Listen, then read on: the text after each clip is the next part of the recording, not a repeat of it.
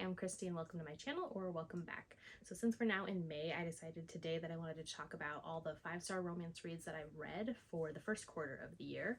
And so we're going to kick it off with January. So in January, I read 63 books that month, and I only had 4 5-star reads though. So I have my notes here to refer back to. So to start off January, my first 5-star read was Alec McKenzies' Art of Seduction by Jennifer Ashley.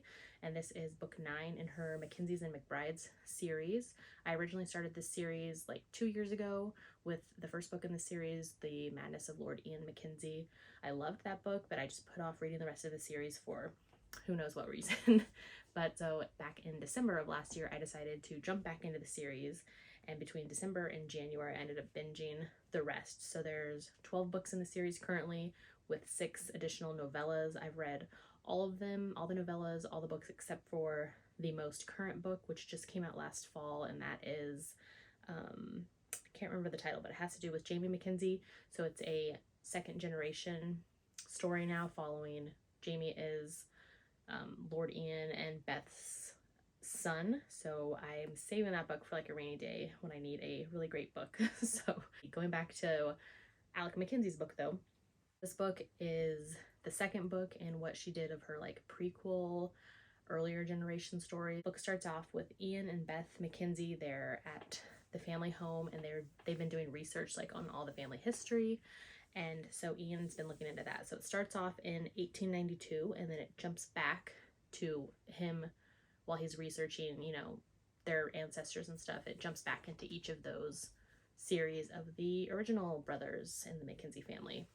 So this book takes place right after the Battle of Culloden, so it's like 1746, and it's following Alec Mackenzie, and yeah, it's the second prequel that we get. So like events happen in the previous book that then lead into this book. So like Alec Mackenzie has gone to Paris to search for one of his brothers, and then now he's back in England, and he's posing as an Irish artist, and he has a 1-year-old daughter, so he's a single father.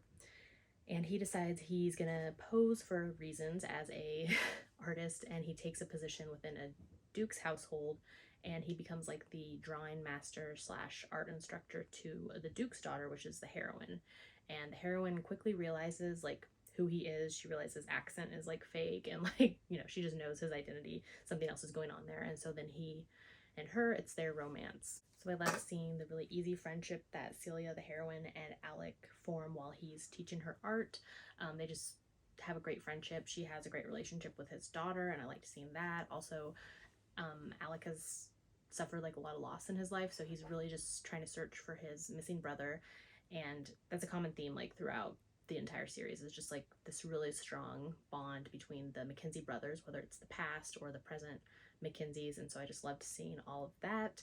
Also dives into how Scotland's changing during the times, or being forced to change after Culloden, and how that's affecting the Mackenzie brothers and family.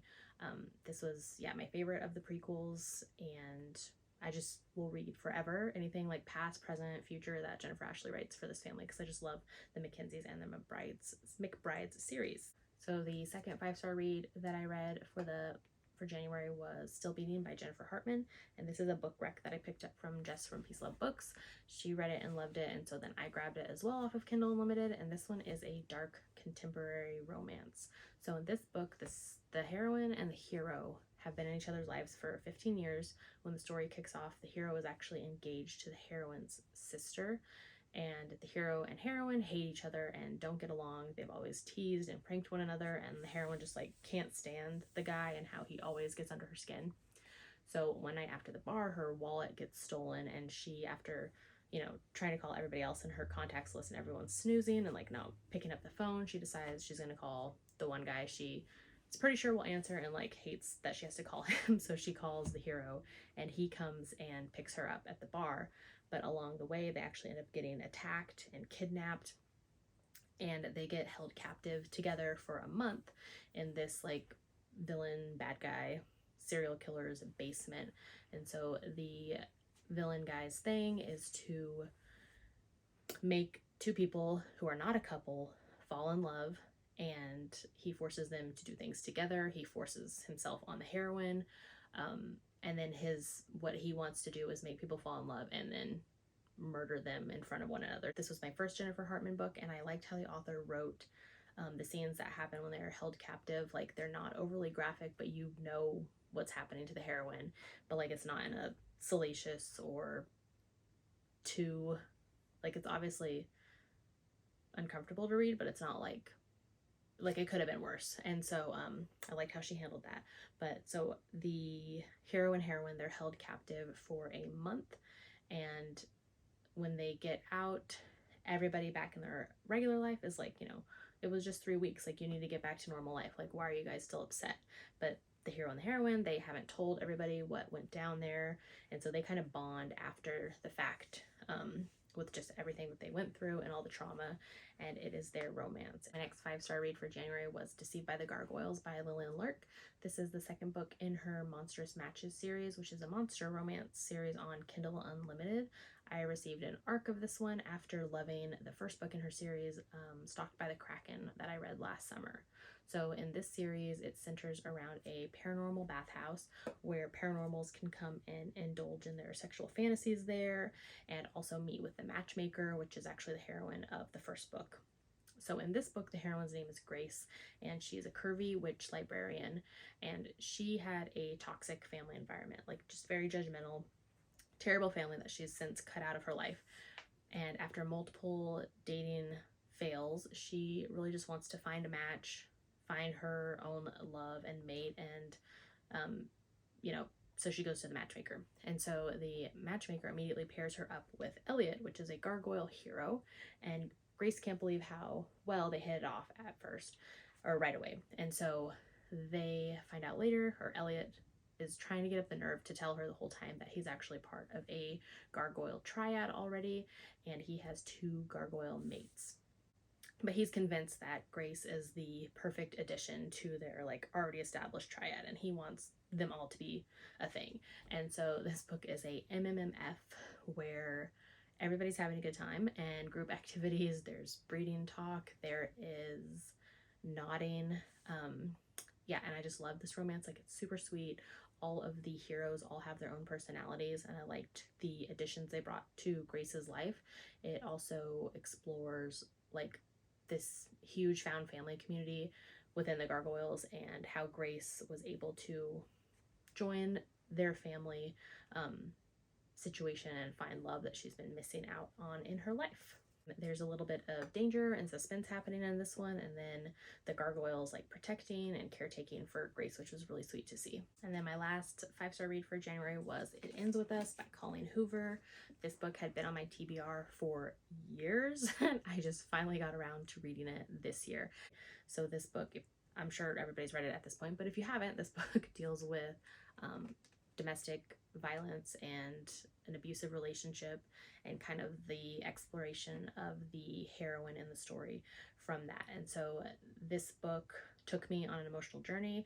Like, I was mad at the characters at times, I was worried for them, I was upset, I was sad, like, just I was happy and relieved with their growth, like just all the feelings. I was actually super worried reading this, like how it would end because of how things were going. Like, I had to ask a friend at one point, like does this have a happy ending? Like, are they gonna survive? Like, what's happening here? And so but yeah, so I read this book and loved it.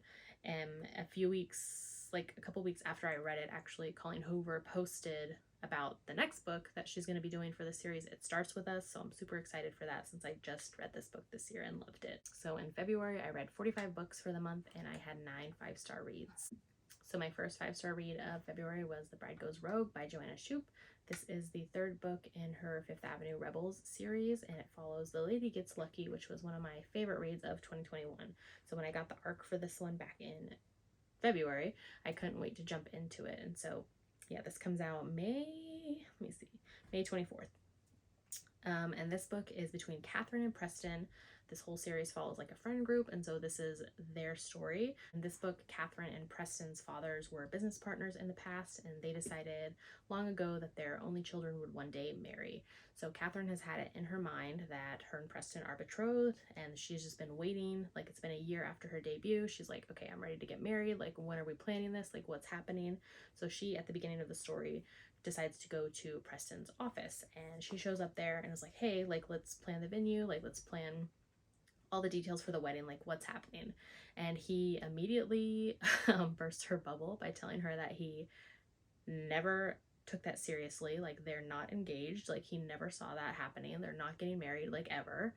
And so she feels like super silly and hurt and decides that she's tired of wasting her time and life waiting to get married. So she's going to go out and have like a super scandalous night on the town. So her and Preston actually both end up attending the French ball that's being held at Madison Square Garden.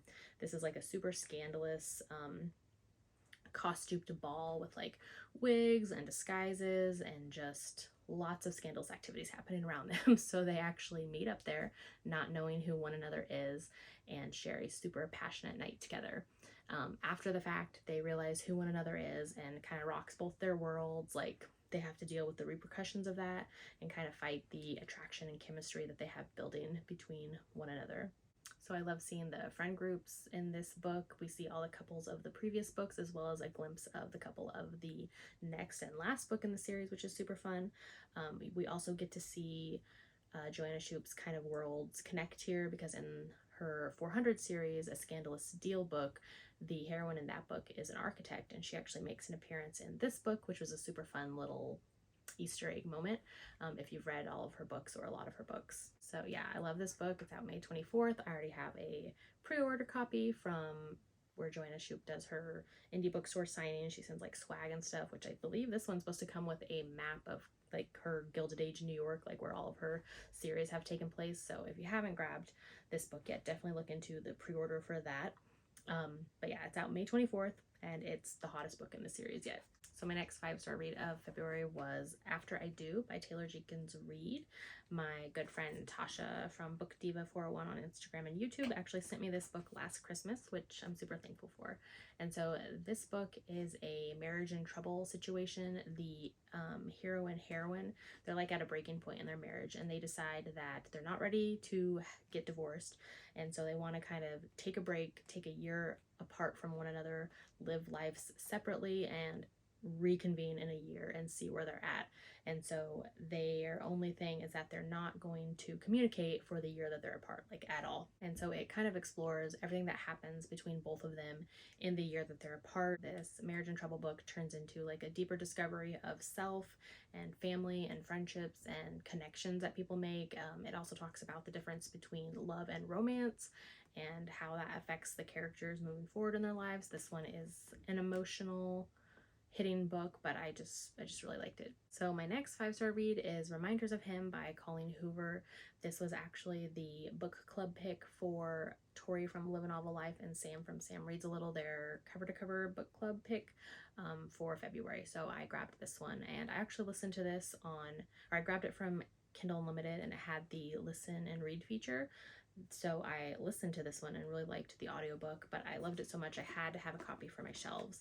And so I've actually read quite a few of Colleen Hoover books in the past, and lately, or as of lately, like the last couple of years, her books haven't really worked for me, so I was kind of skeptical going into this one.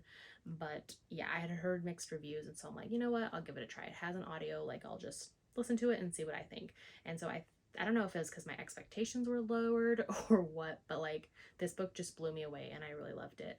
So in this book, the heroine just gets out of prison after serving 5 years locked up, and she's hoping to reconnect with her daughter, who is 4 years old now and who she does not have custody of. And so it's kind of I liked how this explored like how people judge someone else based off of one mistake maybe they made in their past, or they don't know all the facts and stories behind what actually happened.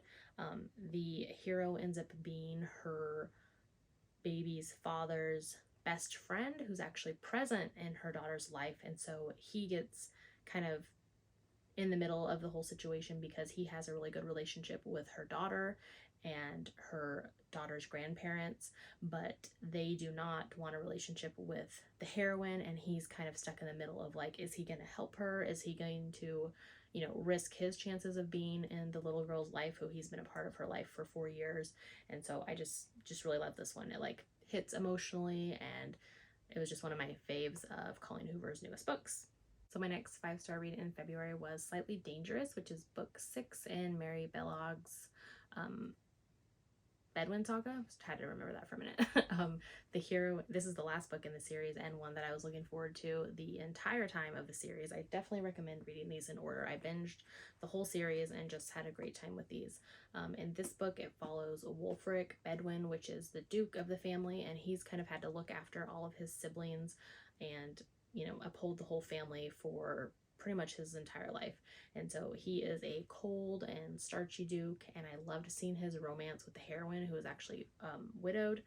They have a really fun meet cute moment. Like, they meet at a house party, and the heroine is looking over the balcony and spills her lemonade like right into his eye, and after that he can't get her out of his head and has to know more about her. So the book takes place at the house party, which lasts for 2 weeks, and they have some fun times together, and then he actually ends up proposing to her, or proposing for her to be his mistress. And so she of course declines, and he offers up that proposition like a few more times, and she's always declining. In this series, the heroes often fall for the heroines first and offer for the heroines like multiple times before the heroines finally agree to marry them, and in this book was no different.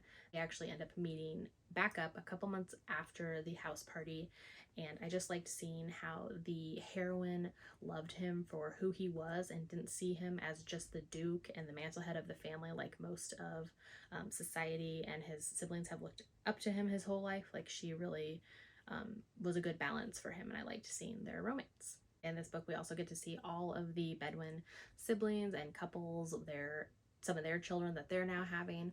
There's lots of fun family moments in this. In the whole series, we never get to see Wulfric smile or laugh. So like in his book, it was fun to finally see him, his cold exterior finally start to thaw thanks to the heroine. So this is definitely worthwhile read for the whole series. And yeah, this is book 6 in the Bedouin Saga. The next book I read was A Daring Pursuit by Kate Bateman. This is the second book in her Ruthless Rivals series, and I received an ARC of this one. This one is not out until May 24th.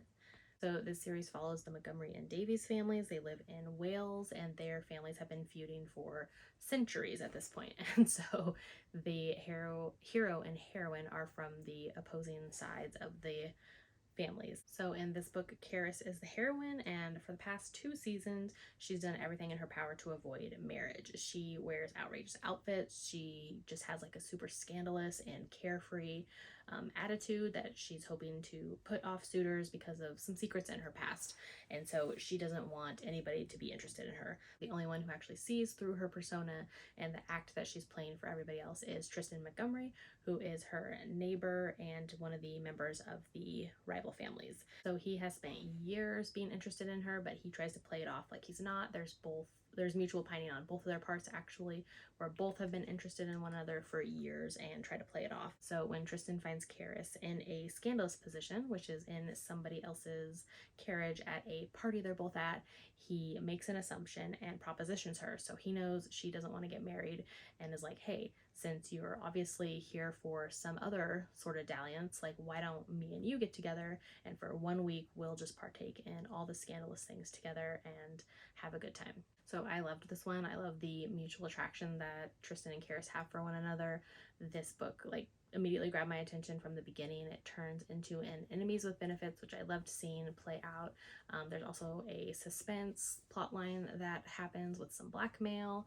And yeah, I just loved seeing these two fall for one another. So my next 5-star read was Just a Heartbeat Away, which was actually a reread for me. This is book 1 in the Forever Yours series. I've read everything from this author. I love all of her books, and so I wanted to reread this one. This one is an age gap. It has a single father. He's widowed. So this story kicks off with the hero's wife passing away, and his son is in kindergarten, and the heroine is the son's teacher. And so she sees that things are not going well at home and with the son, and so she actually confronts him and has like a meeting with him at the school and wants to get him on the right page to take care of his son. And so the story picks up a couple years later when the hero has gotten his act together and through the grief. And so he is now working at his son's new school and actually runs into the heroine, who is just starting her new job at that school as well. And so when the story kicks off, she has a boyfriend, but she quickly forms a friendship with the hero, and I just loved like the slow burn of this romance. It's slow burn done right. It delivers in the end, and it's just a super yummy time. So my next 5-star read was Never Love a Cowboy by Lorraine Heath. This is the second book in her Rogues in Texas series. This one has a super pretty step back.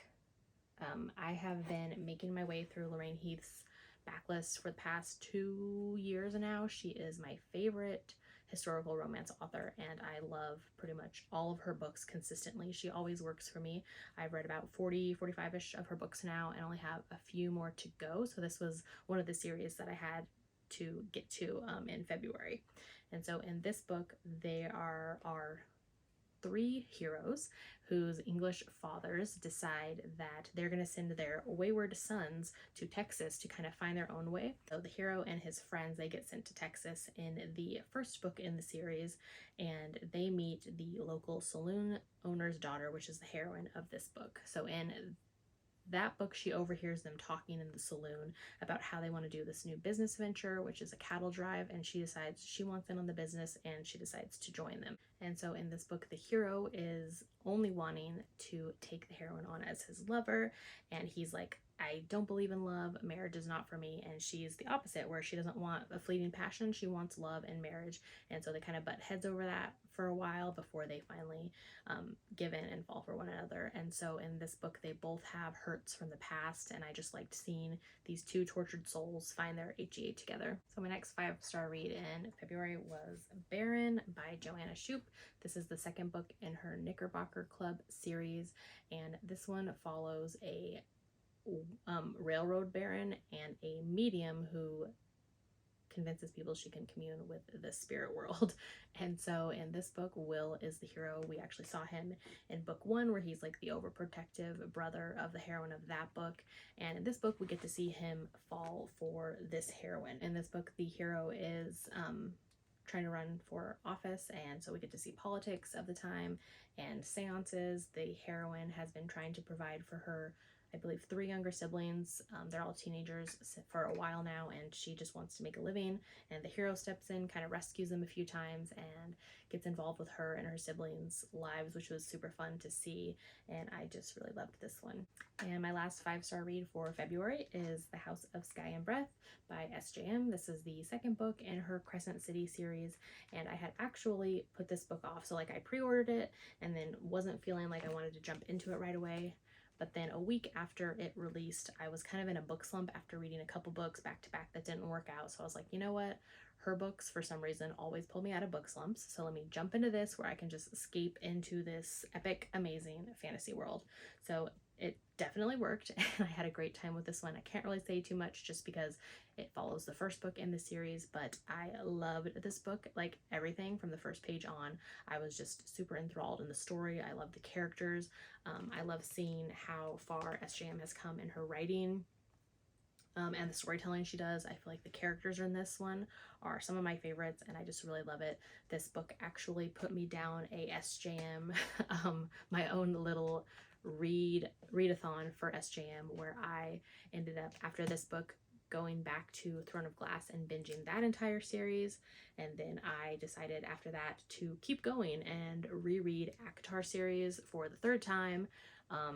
Read all through those, and then A Court of Silver Flames, and then I reread Crescent City 1, and then ended up rereading this also in March. So I've read this book twice already this year, and now I have read everything SJM in the past month. Like in March, I binged all of her books, rereads, and reading Throne of Glass for the first time. So in March, I read 49 books and had 13 5-star reads. So my first 5-star read in March was Hook, Line, and Sinker by Tessa Bailey. This is the second book in her Bellinger Sisters series, and this book follows events that happen in book 1. So we meet the heroine and the hero in that book, and this is their story. So this one kicks off in LA with Hannah working as a production assistant, and when she hasn't been crushed on her boss for the past 2 years, she's been hoping and dreaming of breaking into a different career track. So she wants to actually choose music for movie soundtracks. And so Hannah comes up with the idea for the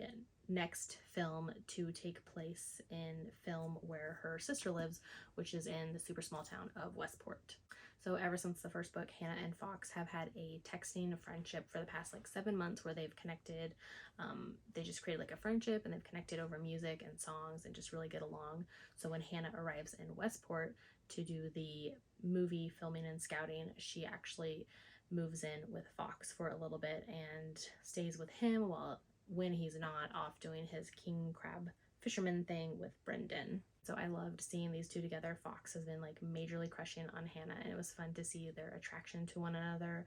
I really liked some of the conversations in here regarding Fox's character, like kind of the conversations about the way young boys and teen boys are like talked to and looked at as only as good enough as they can bang in Fox's case. Like people only want to talk about his prowess and like, you know, how many people he's been with and all of these things all the time. So he really only believes like he's as good as he can give in bed.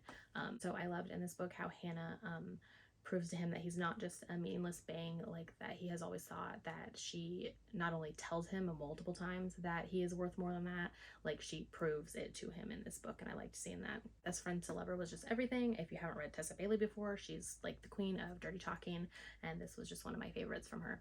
So my next 5-star read was Still by Kennedy Ryan. I have this super chunky bind up of the Grip trilogy, and so Still is the last book in the series. I love everything that Kennedy Ryan writes. I've never given her books anything less than 5 stars. Like they're all amazing. This series in particular I really love. I started it last year actually and put off reading the last book in the series because I knew it was going to emotionally wreck you before piecing you back together.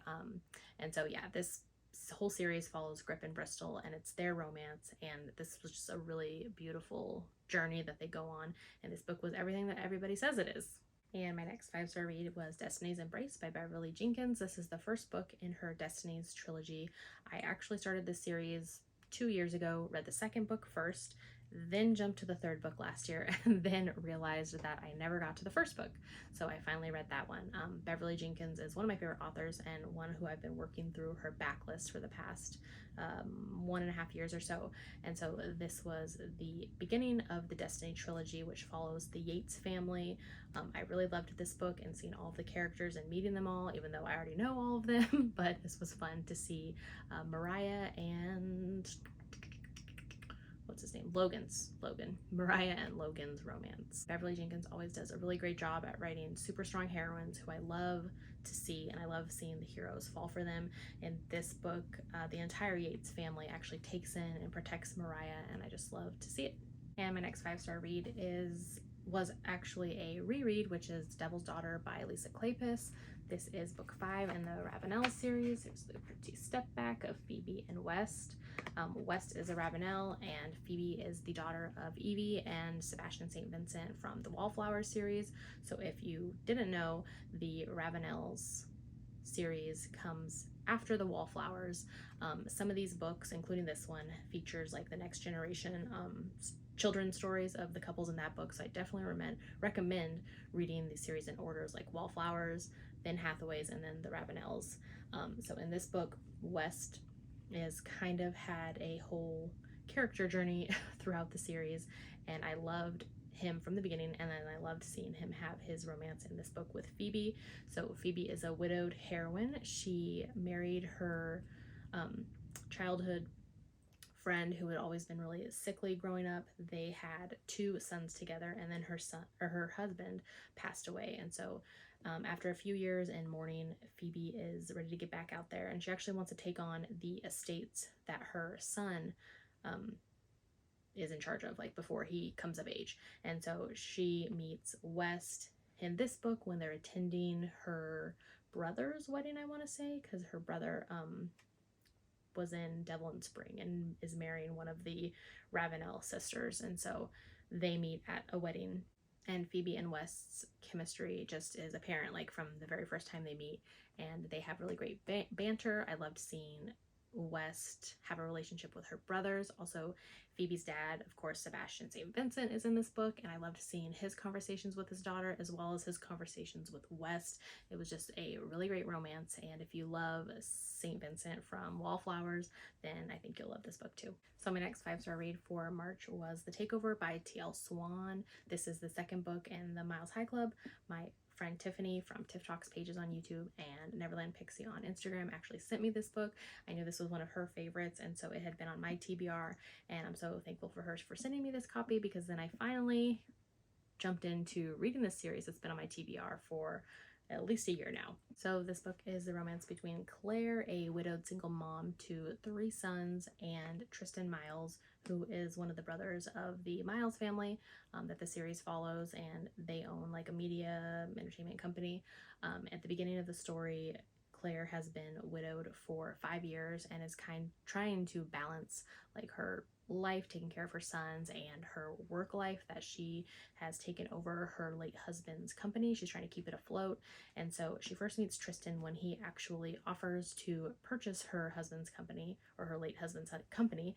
And she's heard like horrible stories of how they take over and kind of, you know, take apart a company, and so she doesn't want to sell to him. And so they argue. He asks her out, she turns him down, and then, like, you know, she's just not into him. So then 6 months later, it cuts to Claire taking a trip to France for a business conference thing, and Tristan is one of the speakers there. And so when he sees that Claire is there, he decides to extend his stay. He was supposed to be there like 1 day just to be the guest speaker, and he ends up staying the rest of the conference. And so they kind of bond while they're there in France together. But so when they come back from France, he's kind of wanting to continue the relationship, and she was just like, that was just a good time, like, this is over, I need to get back to my real life. But he shows up at her house, and like, I was laughing out loud so many times reading this book because of Tristan meeting her sons, and just that entire like scene like just lives over and over in my head of him meeting her sons and them kind of attacking and standing up for their mom. It's just super hilarious. I also just loved seeing Tristan bond with all of her sons and the relationships he forms with them throughout the book. It was really sweet to see. I was surprised how many really sweet and emotional moments this book had. And so in this, Claire is 4 years older than Tristan, and she kind of struggles a lot with wondering if or how he could be with her when she is 4 years older and has 3 sons, and like if he even wants to take on her and her life and her boys. And so I loved seeing Tristan prove to her how much he wanted to be in her life and her son's life, and this book was just so great. So my next 5-star read is Kingdom of Ash from SJM. This is the last book, book 7 in the Throne of Glass series. I talked about earlier how in February I read House of Sky and Breath for the first time, and then that kind of sent me on a SJM spiral where I decided to read all of the Throne of Glass series, jump into rereads of the acotar series, and then reread both Crescent City books. And so this was my first time reading the Throne of Glass series. I really loved this book. Can't really say too much about it just because it's the last book in a series, but the world building in that series is really great. I loved all the characters. I liked how all their journeys throughout the entire series leads to this book. Like all their choices, all their steps, just leads to the moment in this book, or all the moments in this book. And I loved seeing it all come together. Yeah, I can't really say much. Like, I don't know, the first 30% in, I had already cried like 4 times in this book, and I just really loved it. So then my next 5-star read for March was a reread actually of The Viscount Who Loved Me by Julia Quinn. Here's the gorgeous step back of Kate and Anthony. I read or reread this book in preparation for Bridgerton season 2 on Netflix, which I don't even want to talk about because I'm still super disappointed in how the season went, but I'm so glad that I still have the book. This is one of my favorite books in the Bridgerton series. This and the 6th book, When He Was Wicked, are my top faves in the series, depending on like the mood I'm in. This one is for like the funny and hate to love moments, and then When He Was Wicked is for the more emotional and kind of more grown-up relationship, I guess. But anyways, so this was a reread. And then the next few 5-star reads were actually rereads for me. So like I was saying, I reread the acotar series, so that is all my 5 stars. So acotar, A Corner of Throne and Roses. I have these really gorgeous book covers, desk jackets that I got from Illumicrate last year. So that's book 1. which I'm not even going to talk about what they're about because I feel like everybody at this point has read this series. And if you haven't, you should, because it's great fantasy romance. This is A Court of Mist and Fury. And it's super pretty. I love the shiny gold on these and the like velvet matte that they did for the dust jackets. Court of Wings and Ruin, book 3. Again, all that shiny gold. I love it. A Court of Silver Flames with Nesta and Cassian there. So then my next 5-star read for March was Seatmate by Cara Bastone. This is the 3rd book in her Loveline series, which is an Audible exclusive audiobook experience. Like, it's a super fun series that I've loved. This book takes place over a day with the hero and the heroine meeting on a bus. So it starts with them chatting and sitting next to one another, aka being seatmates on the bus, and kind of their adventure and their journey throughout the day and all the mishaps that come along with them. I just feel like this series does dialogue and the inner monologue really well, and like the whole audio experience is just so fun. There's lots of sweet and swoony moments, and it's just charming and puts a smile on your face, and just a feel-good series. If you haven't read it yet, I definitely recommend checking it out. And then my last 5-star read for March is Crescent City, which again was a reread for me. This is House of Earth and Blood, the 1st book in the Crescent City series. And then in April, I read 55 books, and I had 6 5-star reads. And so the first one was the reread of House and Sky of Breath, but again, it was still 5 stars, so I'm still counting it. And my next 5-star read was also a reread, which was When He Was Wicked, book 6 in Julia Quinn's Bridgerton series. There is Francesca and Michael there on the step back. This was a reread for me. I love this book. It is a widowed heroine romance and her relationship with her best friend / the cousin of her late husband, and it's their romance over multiple years, or their relationship over multiple years, and a romance that's really beautiful. This book's very emotional right from the start, but it's my favorite in the series. And then my next 5-star read is A Matter of Temptation by Stacey Reed. This is actually the 1st book in a new series of hers.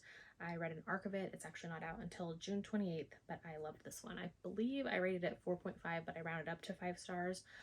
In this book, the heroine Mina, she actually takes the place of her twin brother at the beginning of the book, so he is due to duel the hero of the book, and she decides she's better at fencing, so she's going to take her brother's spot. So she dons a wig, puts on her brother's clothes, and she goes to meet the hero at dawn to duel. So after winning the duel, Simon, the hero, actually offers Mina a job working for him. So Simon is an earl, and Mina starts working for him as his secretary. He's super involved in politics and like social reform for the time, and Mina starts helping him out with that as well. Simon comes off as a very cold and kind of starchy hero at first. So I loved how when he meets Mina, he starts having all these feelings towards her that he's never felt before, and seeing him fall for her was really fun. She's actually the one who tries to keep him at bay for a while because of some recklessness and scandal in her past. So Mina never thought she'd have any prospects for the future, and I loved how Simon kind of changed her mind about that and showed her the kind of future she could have. So this book is filled with a lot of super swoony moments from the hero Simon, and I loved seeing him and Mina fall for one another throughout the book. I love everything that Stacey Reed writes, but this book was definitely one of my faves. So it takes place also during the Victorian era, and it focuses a lot on the Women's Property Act of 1870 and the Reform Bill, and that kind of plays into the plot of the story as well. Then my next 3 5-star reads for the month all come from the same series, which is the Fire Blood Dragon series by Ruby Dixon. At the beginning of April, I was really craving Ruby Dixon. I love the way she writes characters and worlds, and so after I've already binged all of Ice Planet Barbarians, and I'm halfway through the spin-off Ice Home series, and so I decided instead I wanted to hop over to the Dragon series that she has. This series is a post-apocalyptic series that takes place on Earth, and there was a rift that was created in the world about 7 years ago that dragons have appeared now and are tormenting the humans left on Earth. And so we quickly learn in this series that the dragons are actually draconi. They are dragon / shifters that they can change into a humanoid 2-legged form as well. And so when they arrived through the rift, they actually got their minds kind of confused and jumbled, and they come in just very angry, and they don't know what's going on. They're misunderstood and confused about what's happening, and they're just angry and ragey, and they take that out on the humans. So once the Draconi actually find their mates, which are the humans, they're able to, well, after a while, they're able to shift into their humanoid two-legged form and kind of mate with their mates, and then all of a sudden they are telepathically able to communicate with them that way. So the Draconi are only able to communicate with one another or with their human mate telepathically. And I had a really fun time with the series, and let's see, my three favorites in the series was Fire in His Embrace, which is book 3, Fire in His Veins, which is book 6, and then Fire in His Eyes, which is book 7. And then my next 5-star read for April was Brutal Vows by J.T. Geisinger. This is her 4th and final book in the Queens and Monsters series, and I've loved all the books in the series. Like, all of them were 5-star reads for me. This book is between Spider and Raina. So Spider we have seen already in the series, and this is his chance of getting his book.